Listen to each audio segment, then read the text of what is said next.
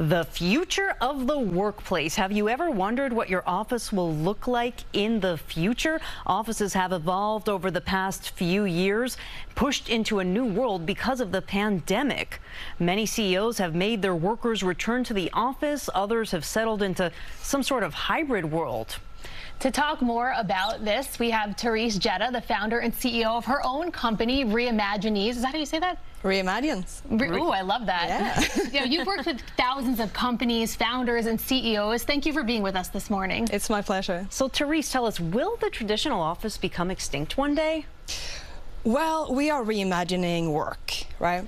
So the old way of bad lighting, bad seating, bad air quality, yes, that's going away, really, for most companies. Companies that are more future-oriented and high-performing, they are looking for new ways of bringing people together for specific goals, right? So if we are looking to do something creative, you want to be in a creative environment. If you want to have deep work and really focus, you want to be in a more focused environment. So we are reimagining how we're bringing people together to create that sense of belonging, connection, and achievement.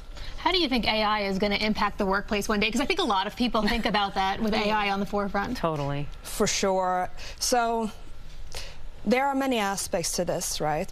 And the intent of how we're using technology really matters. But fundamentally, if we focus on the possibilities and the positive aspects of AI, today we have people here and we have AI here. And people are currently evaluating how can we solve problems that was really hard to solve in the past with technology, right? So what we're seeing is that we're bringing them closer together.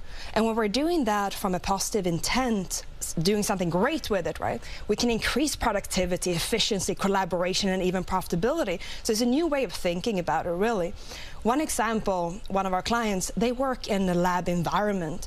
And because a lot of the AI tools today that we talk about, they come from the consumer side, right? So let's talk about this from the business side for just a second. So this company, they are in a lab environment, and when scientists are producing a sample, they are irreplaceable and worth millions sometimes, right? So we need to make sure that the sample don't get bad in the refrigerator. So this company, they are using predictable analytics, like a form of AI, to tell the lab manager, is the sample going bad because the refrigerator is about to break or not, right? So there's just a lot of user cases outside what we're seeing for the general public that is really interesting. Wow, and so communication is key. How will people stay connected in the new workplace?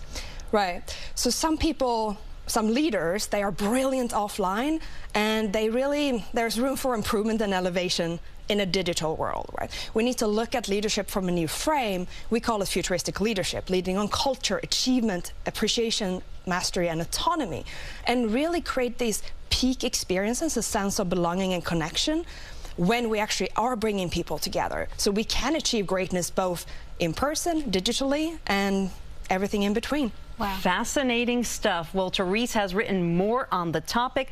You can read all her articles at her website, reimaginez.com. Thanks for being with us. My pleasure.